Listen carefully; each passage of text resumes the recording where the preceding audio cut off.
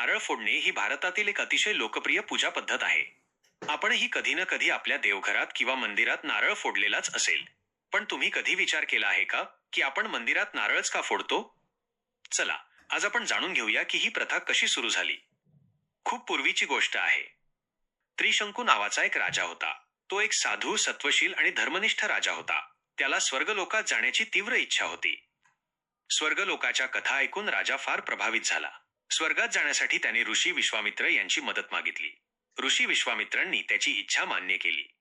राजा त्रिशंकूला स्वर्गात पोहोचवण्यासाठी ऋषी विश्वामित्रांनी एक मोठा यज्ञ सुरू केला.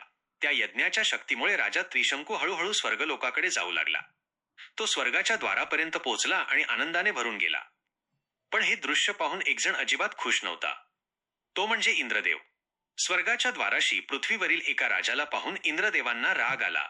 त्यांनी राजा त्रिशंकूला पकडलं आणि त्याला जोरात पृथ्वीवर फेकून दिलं. स्वर्गातून खाली पडत असलेला राजा पाहून ऋषी विश्वामित्रांना फार अपमान वाटला. ते प्रचंड संतप्त झाले. त्यांनी गर्जना करत इंद्रदेवांना राजा त्रिशंकूला स्वर्गात प्रवेश देण्यास सांगितले. पण इंद्रदेव आपल्या निर्णयावर ठाम राहिले. अशा प्रकारे राजा त्रिशंकू पृथ्वी आणि स्वर्ग यांच्यामध्येच अडकून राहिला, कारण ऋषी विश्वामित्रांनीही त्याला पृथ्वीवर परत येऊ दिले नाही. राजाला आधार मिळावा म्हणून ऋषी विश्वामित्रांनी त्याच्या पाठीवर एक खांब उभा केला. काळानुसार तो खांब एक झाड बनला आणि त्या झाडावर राजा त्रिशंकूचं डोकं नारळ बनलं. त्याची दाढी आणि केस नारळाची भुसी बनली. ही आहे नारळाच्या झाडाच्या उत्पत्तीची कथा. म्हणूनच नारळाला पूजेत विशेष महत्त्व दिलं जातं. पूजेच्या सुरुवातीला नारळ अर्पण केला जातो. नारळाची भुसी आपल्या आतल्या इच्छा आणि वासनांचं प्रतीक आहे. नारळाचं कठीण कवच मानवाच्या अहंकारासारखं असतं. तो अहंकार तोडणं खूप कठीण असतं. पण जेव्हा नारळ जमिनीवर आपटतो तेव्हा त्याचं कठीण कवच तुटतं. नारळ फोडणं म्हणजे आपला अहंकार, राग आणि नकारात्मक विचार तोडणं. म्हणूनच मंदिरात नारळ फोडताना आपण अहंकार रहित होऊन देवापुढे स्वतःला पूर्णपणे समर्पित करतो.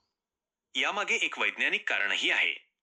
नारळ फोडल्यानंतर नारळ पाणी तीर्थ म्हणून दिलं जातं.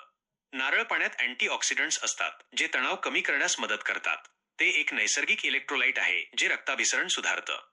नारळ खाल्ल्याने पचनक्रिया सुधारते आणि वजन कमी होण्यासही मदत होते. नारळ फोडणं हे एखाद्या शुभ कार्याची चांगल्या वेळेची सुरुवात दर्शवतं. प्रसाद म्हणून मिळणारा नारळ आपल्याला देवाचा आशीर्वाद देतो आणि आपल्याला चांगल्या कर्मांकडे प्रेरित करतो. ही माहिती तुम्हाला आवडली असेल तर ती तुमच्या मित्रांशी आणि कुटुंबियांसोबत नक्की शेअर करा. चॅनेलला सबस्क्राईब करा. धन्यवाद.